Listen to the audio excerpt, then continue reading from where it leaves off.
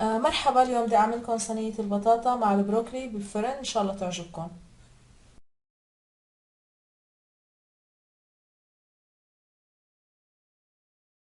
قطعت حوالي كيلو بطاطا شرحات ريقة.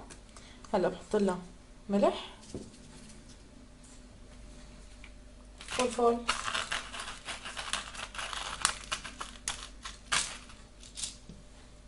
هلا بحركهم.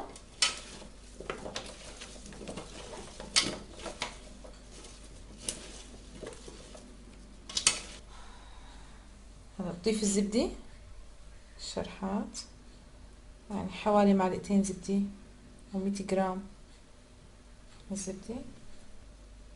هلا بدخلهم الفرن على درجة حرارة 200 لتقريبا نص ساعة. هي قطعت بروكلي لقطع متوسط الحجم، راح احطها على النار اغليها من 5 ل10 دقايق. واذا كنتوا جايبين بروكلي مثلجة فما في داعي لهاي الخطوة، بس تتركوها يفك ثلجة وبتستعملوها.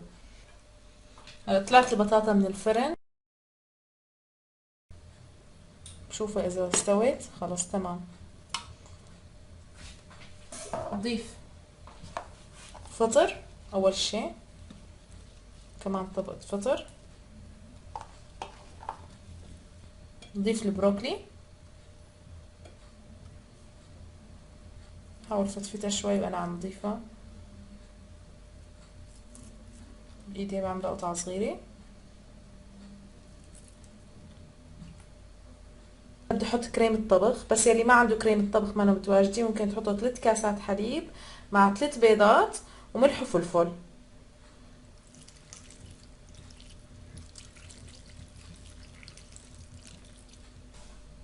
بعدين بحط الجبنة على الوجه،